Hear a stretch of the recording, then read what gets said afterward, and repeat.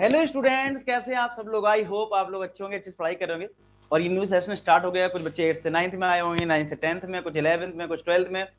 तो यार नए सेशन में किस तरीके से प्लान करें, कौन सी ऐसी 5 सुपर टिप्स हो सकती हैं जिससे कि आप अपना बेस्ट कर सकते हैं, वो चीजें हम समझते हैं। ठीक है, तो चलिए स्टार्ट करते हैं। तो मैं आपको सबसे पहली टिप देता हूँ, कंटेंट वर्सेस टारगेट। मतलब आपको पता है कि यार आपका टारगेट कुछ होगा। जैसे फॉर एग्जाम्पल आपका 10th क्लास में आपको एनटीएससी टारगेट है आपका, ठीक है।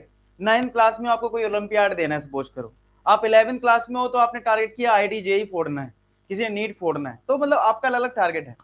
आपको पता है यूट्यूब पे बहुत सारा कंटेंट है। तो यार आपको डिसाइड करना है सबसे पहले कि यार आपको कहाँ से पढ़ाई करना है, कहाँ से स्टिक रहना है, कौन आपकी लॉयल है, कौन, मतलब सब चीज समझ के और उसको फिर बहुत तरीके से फॉलो करो। कई बार क्या है, हम लोग डिसाइड कर लेते हैं कभी इधर कभी उधर, यही बस करते रहते दिन भर। हम डिसाइड नहीं कर पाते हैं कि हमें एक्चुअल में कहाँ से पढ़ाई करनी है और किस पे टाइम इन्वेस्ट करना है। आपको क्या करना है, क्योंकि देखो आप यूट्यूब पे अगर आप कुछ भी चीज कर रहे हो तो आप अपना टाइम इन्वेस्ट करो, ना कि वेस्ट करो। आपको टाइम इन्वेस्ट करना है, क्योंकि आपको अगर कोई कॉम्पिटिटिव एग्जाम देना है तो आपके पास इतना टाइम नहीं कि आप दिन भर टाइम पास कर रहे हो, कभी कुछ देख रहे हो, कभी कुछ देख रहे हो। तो आपको एक बेस्ट टू बेस्ट रिसोर्सेज देखनी है जहां से आपको सारी चीजें मिल सकें। ठीक है, और रही बात बेस्ट रिसोर्सेज की, तो आपको पता है अपने चैनल पे सारी चीजें अवेलेबल है। मैं एक बार दिखा देता हूँ। ये अपना जो A4 सीक्रेट फोल्डर, इसमें अगर आप क्लास 10th में हो तो अगर आप क्लिक करोगे तो मार्क्स बूस्टर, एनटीएससी की PYQs, previous year questions with video solution, सब कुछ अवेलेबल है इस फोल्डर में। और अगर आप 11th क्लास में हो और आप चाहते हो 10th के साथ साथ मैं 11th का भी पढ़ लूं, 12th का भी पढ़ लूं, तो 11th 12th का पढ़ने के लिए आप क्या करोगे, इस फोल्डर पे क्लिक करना, इस पीडीएफ पे। इसमें बकायदा आपको समझा रखा है कि कैसे स्टार्ट करना है। हमारी प्रॉब्लम क्या है, हमें ये दिक्कत आती है कि सर हम स्टार्ट कहाँ से करें। तो बिल्कुल आपको ये सोचो मैं आपसे बात कर रहा हूँ, लिखा है सबसे पहले आपको एनसीईआरटी करनी है चैप्टर 1 से एंड, चैप्टर का नेम है दिस, देखो पूरा बता दिया, उसका लिंक डाली गई है। फिर क्या लिखा है, एनसीईआरटी सॉल्व करने के बाद वन शॉट देख लो जिससे अच्छे क्वेश्चंस कवर हो जाएं, ये वीडियो की लिंक। तो पूरा आपको ऐसे बता रखा है जैसे एक किसी बच्चे को गाइड करना है। आप बोलते हैं सर गाइड कर दिए, पूरा गाइडेंस इसमें है।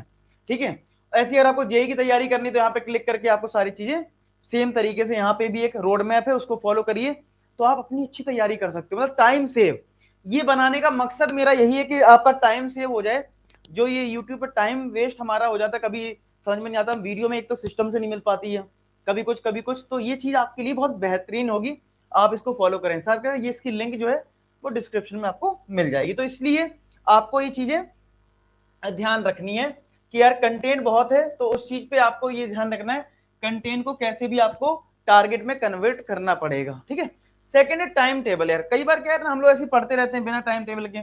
थोड़ा आप टाइम टेबल बनाइए कि आप Monday, Tuesday, Wednesday, Thursday, Friday जो भी देना है, और डेट इधर डालिए। ठीक है, कि भाई जैसे अगर डेट है, मान लो आपकी 6 जून है फॉर एग्जाम्पल, ठीक है, और आपने वहां पे क्या क्या कवर करोगे मंडे को, सारी चीज आप लोग डेट वाइज मेंशन करिए।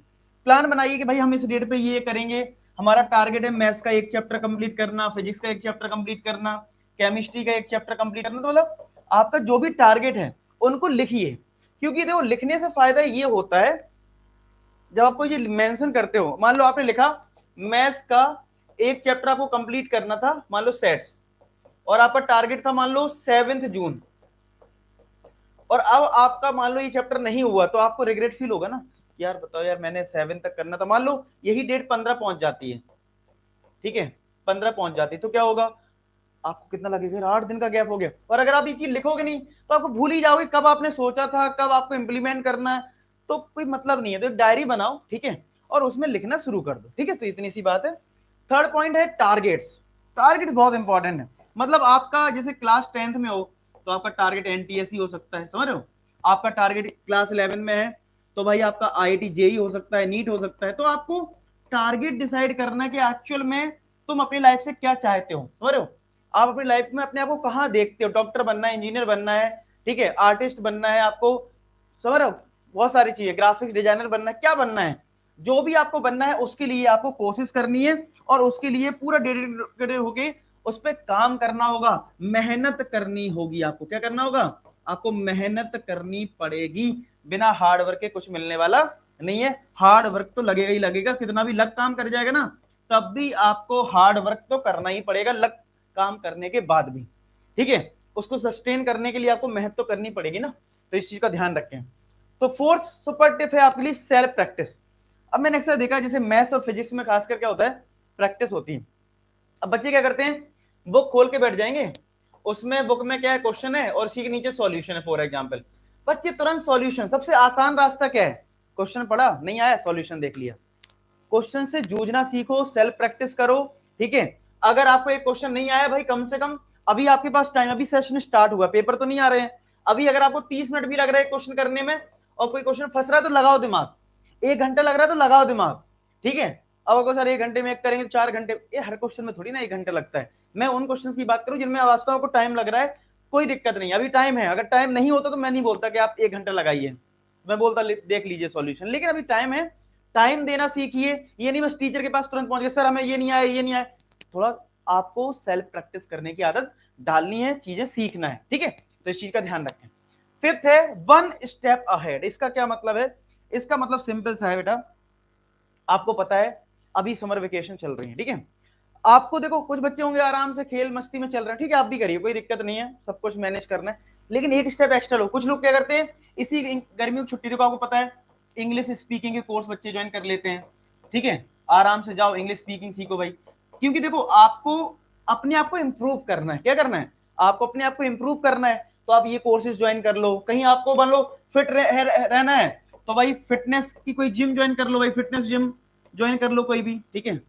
तो ऐसे मतलब कोई जिम ज्वाइन कर लो ना, कोई मतलब आपको लगता है कि यार मुझे और फिट रहना है, तो यार यही टाइम है, क्योंकि स्कूल खुल जाते हैं फिर आप नहीं कर पाते हो, फिर आप अलग से किसी चीज के लिए टाइम नहीं निकाल पाते हो, तो अभी ये टाइम है। कोई कंप्यूटर कोर्स करना चाहता है तो भाई कंप्यूटर कोर्स कर लो, कोई कोडिंग सीखना चाहता है तो वो कर लो। तो यानी ये टाइम ऐसा है, अपने इंटरेस्ट के अकॉर्डिंग 1 आध घंटे 2 घंटे आप निकाल के आप ये चीज कर सकते हो, और ये आप जरूर करें, ठीक है।